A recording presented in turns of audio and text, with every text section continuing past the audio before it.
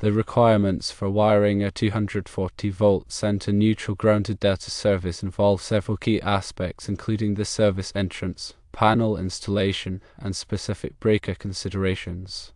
Let's examine these in detail. When installing the service entrance, it's important to use a 3-pole circuit breaker and not fuses.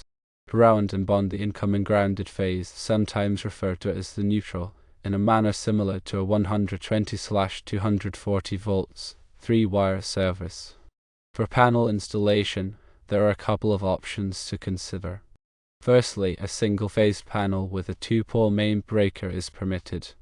In this configuration, land the grounded phase and the panel-supplied neutral bar. However, be aware that the main breaker's slash rating might pose a problem, so be sure to verify the equipment ratings. Secondly, you can install a 3-pole main breaker panel. Again, land the grounded phase and the grounded bar within this panel. From this 3-pole panel, it is permitted to run a 3-phase circuit using a rated 2-pole breaker. This setup allows for both single-phase and 3-phase loads to be served from the same panel. Concerning a grounded B-phase breaker, the National Electrical Code does not explicitly state a requirement for it. However, it's important to note that some utility companies might require the use of a grounded B-phase breaker for safety reasons specific to their systems. Always check with your local utility to confirm their specific requirements. There are a few additional points to keep in mind. Firstly, all 3 poles of the circuit breaker must be used. This ensures proper operation and protection of the system.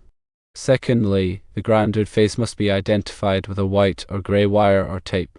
This is a standard practice to clearly indicate the grounded conductor. Thirdly, the neutral bar in the panel must be isolated from the equipment grounding system. This separation is crucial for maintaining proper grounding and bonding within the electrical system. Some utilities may have specific requirements above and beyond the national code. Always make sure to check with your local utility company. It's crucial to verify local regulations.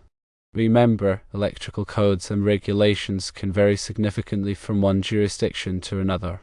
For example, the type of overcurrent protection allowed, such as breakers versus fuses, might be dictated by local amendments to the National Electrical Code. The placement of grounding electrodes and the specific methods for bonding the grounded conductor can also differ. Similarly, the interpretation of code sections related to the grounded delta system can vary among inspectors, so it's essential to have a clear understanding of their expectations. To further clarify, consider a scenario where you're installing a 240-volt center-neutral grounded delta service in a small commercial building. Firstly, you'd need to determine the total load requirements of the building. This involves calculating the amperage needed for lighting, receptacles, HVAC systems, and any other electrical equipment. Based on this calculation, you can select the appropriate size for the main service disconnect, whether it's a 2-pole or 3-pole breaker, and the corresponding panel. Next, install the service entrance conductors from the utility transformer to the main disconnect. These conductors must be sized according to the calculated load and comply with the National Electrical Code Table 310.16, which specifies the allowable ampacities of insulated conductors. Proper grounding and bonding are critical. The grounded phase conductor must be connected to a grounding electrode system, which typically includes a ground rod, a metal water pipe, or a concrete encased electrode. The grounding electrode conductor must be sized according to National Electrical Code Table 250.66. Inside the panel, the grounded phase conductor is connected to the neutral bar, which, as mentioned earlier, must be isolated from the equipment grounding system in a separately derived system. The equipment grounding conductors from branch circuits are connected to a separate grounding bar that is bonded to the metal enclosure of the panel. When installing branch circuits, ensure that all 3 poles of the breaker are utilized. For example, if you're running a 240-volt circuit to a piece of equipment, you would connect your hot lugs to 2 of the breaker poles, and the grounded phase conductor to the 3rd pole. The grounded phase conductor must be identified with white or grey tape at all termination points to clearly distinguish it from the ungrounded conductors. If you're installing a 3-phase circuit, such as for a motor, you would use a 3-pole breaker. The three ungrounded conductors would connect to the three poles of the breaker, and the motor's frame would be connected to the equipment grounding conductor. Remember that voltage drop can be a significant concern, especially in long circuit runs. Use National Electrical Code Chapter 9, Table 8 to calculate the voltage drop and ensure that it doesn't exceed the recommended limits. If necessary, increase the conductor size to minimize voltage drop. In situations where sensitive electronic equipment is used, consider installing surge protection devices to protect against voltage transients. These devices can be installed at the main service entrance or at individual branch circuits. Additionally, arc fault circuit interrupters are often required by code in certain areas, such as bedrooms, to provide enhanced protection against electrical fires. Also, always maintain clear and accurate labeling of all circuits and equipment. This will help with troubleshooting and maintenance in the future. Use a permanent marker or labeling machine to identify each circuit breaker and the corresponding loads it serves. When working with a 240-volt center-neutral grounded delta system, it's important to understand the voltage relationships between the different phases. The voltage between any two ungrounded phases is 240 volts. The voltage from either ungrounded phase to the grounded phase is approximately 120 volts. This allows for the use of both 240 volts and 120 volts loads within the same system. However, it's essential to properly balance the loads between the phases to avoid overloading any one phase. Use a clamp meter to measure the current in each phase and ensure that they are within acceptable limits. If you encounter any unusual readings or have any concerns, consult with a qualified electrician. When inspecting the installation, the electrical inspector will typically look for several key items. Firstly, they will verify that the service entrance conductors are properly sized and installed according to code. Secondly, they will check the grounding and bonding connections to ensure that they are secure and compliant. Thirdly, they will examine the panel wiring to ensure that it is neat, organized, and properly labeled. Fourthly, they will test the operation of the circuit breakers to verify that they trip correctly under overload conditions. Lastly, they may perform a ground impedance test to ensure that the grounding system is effective. Remember, safety is paramount when working with electricity.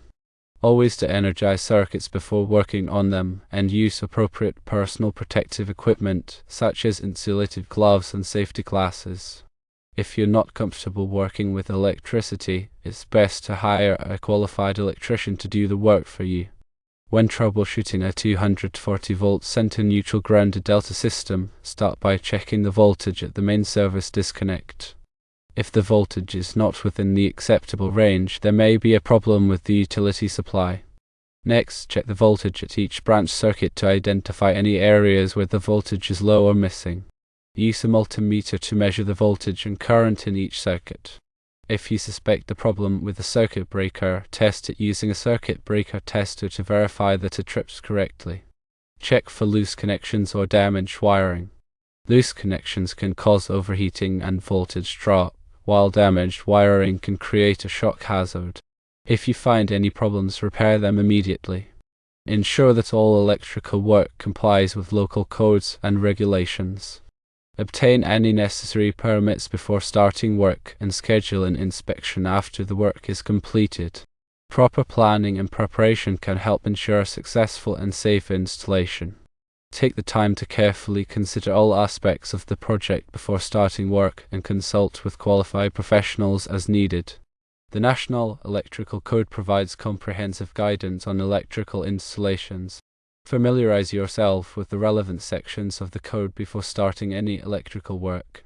Attend training courses and seminars to stay up to date on the latest codes and technologies. Continuous learning is essential for maintaining competency in the electrical field. Proper documentation is crucial for any electrical installation.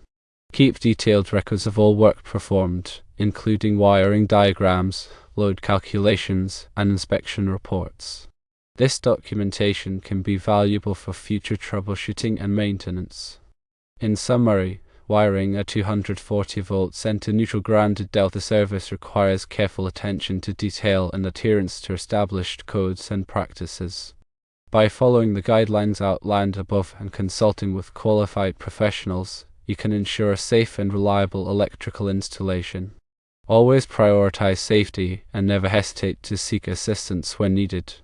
Electrical work can be complex and dangerous, so it's important to approach it with respect and caution. This type of service is a power distribution system where one phase of a three-phase transformer is grounded. This creates a voltage configuration that allows for both 240 volts three-phase power and 120 volts single-phase power to be supplied from the same service. Understanding the nuances of this system is crucial for proper installation and maintenance. The center-neutral grounded delta system is often used in light industrial and commercial applications where both three-phase and single-phase power are required. For example, a small machine shop might use 240 volts three-phase power for its machinery and 120 volts single-phase power for lighting and receptacles.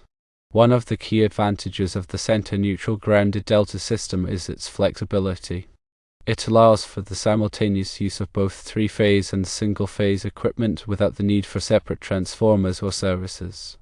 This can save space and reduce installation costs. However, the system also has some potential drawbacks. One of the main concerns is the presence of a high leg, also known as a wild leg or a stinger leg. This refers to the phase that is not grounded. The voltage from the high leg to the neutral point is significantly higher than the voltage from the other two phases to the neutral point. This can create a hazard if not properly identified and marked. The high leg is typically marked with orange tape or paint to distinguish it from the other phases. It's essential to avoid connecting 120 volts loads to the high leg, as this can damage the equipment. Another consideration is the potential for unbalanced loads. If the single-phase loads are not evenly distributed across the three phases, it can cause voltage imbalances and overheating of the transformer. To minimize this risk, it's important to carefully plan the circuit layout and distribute the loads as evenly as possible. The National Electrical Code provides specific requirements for identifying and managing the high leg in a center-neutral grounded delta system. Section 110.15 requires that the high leg be marked with an orange color. Section 215.8 requires that the phase arrangement be permanently posted at the service equipment. Section 408.3 requires that the high leg be located in a specific position in the panel board. These requirements are intended to prevent accidental connections to the high leg and ensure that the system is properly identified and maintained. When installing a center-neutral grounded delta system, it's essential to use appropriately rated equipment. The circuit breakers, conductors, and other components must be rated for the voltage and current of the system. It's also important to ensure that the grounding and bonding system is properly installed to provide a safe path for fault currents.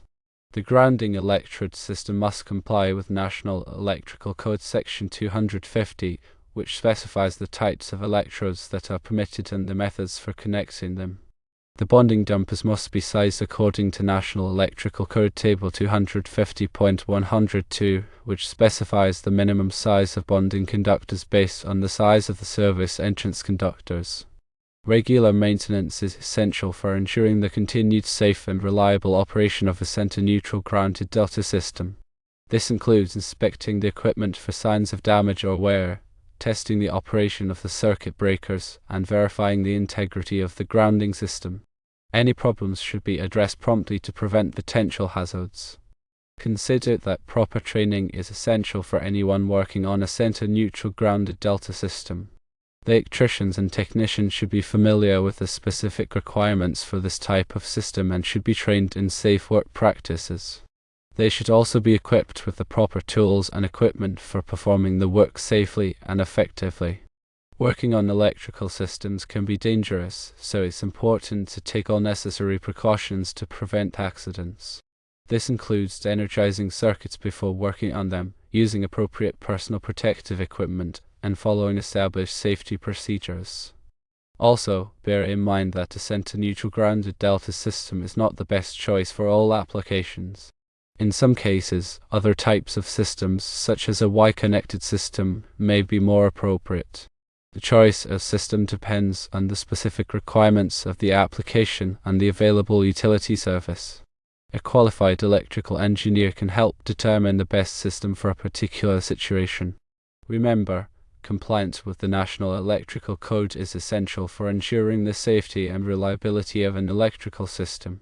The National Electrical Code is a comprehensive set of standards that covers all aspects of electrical installations. It's important to stay up to date on the latest version of the National Electrical Code and to follow its requirements carefully. The National Electrical Code is updated every 3 years, so it's important to stay current with the latest changes. You can purchase a copy of the National Electrical Code from the National Fire Protection Association or from other sources. Consider attending training courses and seminars to learn about the National Electrical Code and its requirements. These courses can help you stay up to date on the latest changes and can provide valuable insights into the code's intent and application. Local jurisdictions may have additional requirements that supplement or modify the National Electrical Code. It's important to check with the local authorities to determine the specific requirements for your area.